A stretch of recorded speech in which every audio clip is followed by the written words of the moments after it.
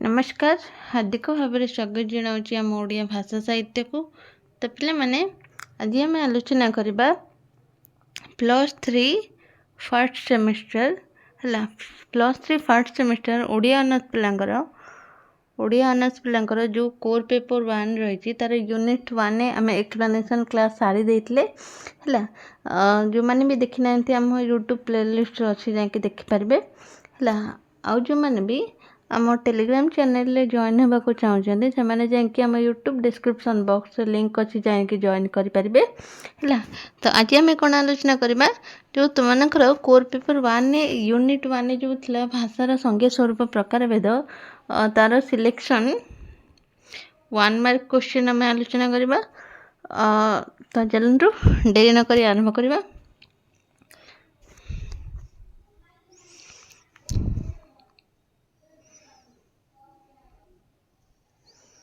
तो प्रथम प्रश्न कौन दिला ना भाषार प्रतिशब्द भाषार ग्रीक प्रतिशब्दर नाम कौन।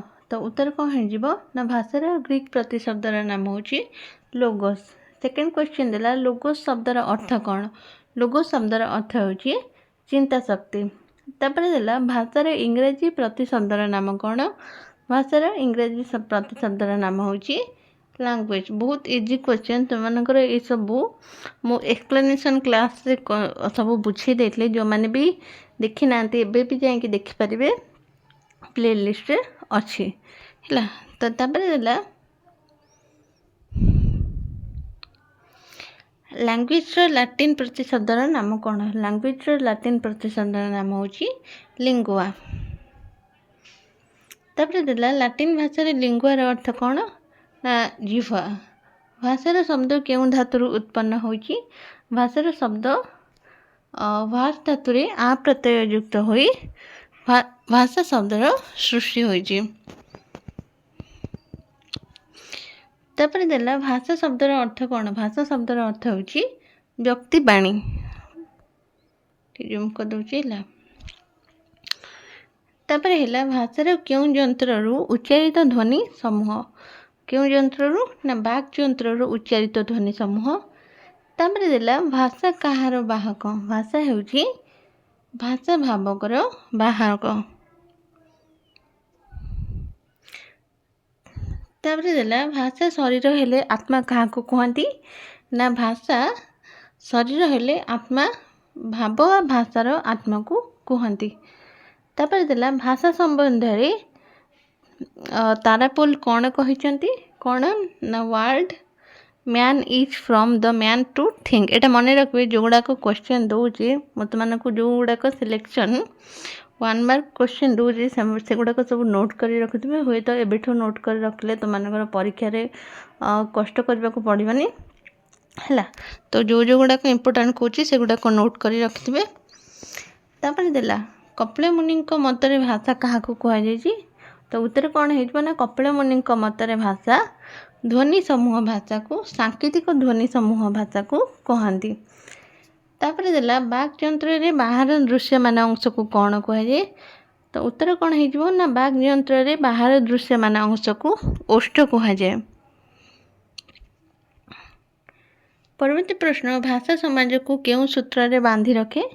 उत्तर कौन हो ना भाषा समाज को एकतार सूत्र रे बांधि रखे। भाषार सर्वनिम्न एककटी कौन ना भाषार सर्वनिम्न एककटी हूँ वाक्य। उपभाषा भाषार क्यों रूप ना उपभाषा हूँ भाषार भौगोलिक आधारित रूप। तापर देला भाषार सार्थकता क्या उपरे निर्भर करे ना भाषार सार्थकता वक्ता और श्रोता उपरे निर्भर करे। भाषार मूल रूप वाक्य बोली किए कहितले ना भाषार मूल रूप वाक्य बोली भाषाविद R.H. रबिनसन है रबिनसन बोली कही। महाभाष्यर रचयिता के महाभाष्य रचयिता पतंजलि। मनुष्यर भाषा को कौन कहुए। मनुष्यर भाषा को वक्तावाग। क्यों मानक उपभाषा को प्रभावित क्यों माने ना आदिर खड़ी बोली वज्र अबाधी भोजपुरी प्रभृति उपभाषा को प्रभावित करिसेंती।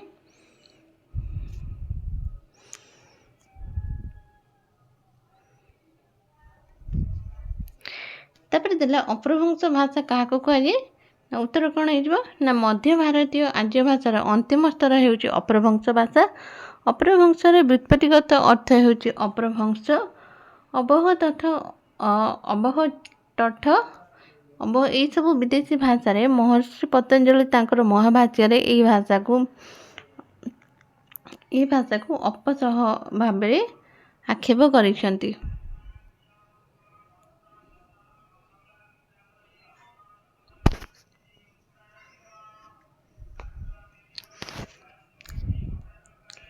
भाषार दुईटी मौलिक तत्व गुड़िक कौन तो प्रथम आसला तो उत्तर कौन हो ना भाषार दुईटी मौलिक तत्वर नाम हूँ यह मानविक केवल तो उत्तर कौन हो ना फास्ट पॉइंट आसला यह मानविक केवल मानव यार अधिकारी। सेकेंड आसला यह मानविक बा ह्यूमन चिंता केन्द्र प्रस्तुत और स्व अभिव्यक्ति। तापर आसला प्रामाणिक भाषा क्या कहती ना उत्तर कौन हो ना जो भाषा रे शिक्षित व्यक्ति माने व्यवहार करती और राजकीय सरकारी भाषा व्यवहार परिचालित हुआ ताकू प्रामाणिक भाषा कहुए। लास्ट क्वेश्चन गोटे उपभाषा केतेबेले पर्याप्त भाव में विस्तार करें केतेबेले ना गोटे उपभाषा जितेबाला प्रामाणिक भाषा परिणति हो जाए आखपाखर उपभाषा मानकर पर्याप्त प्रभाव चिंता करें।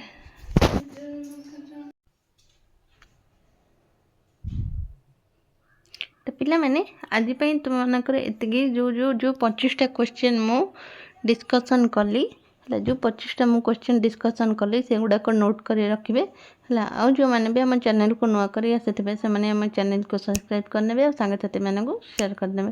तो पिला मैंने आज तुम मानकर एतिकी पुणी देखा परवर्ती क्लास रे रही नमस्कार।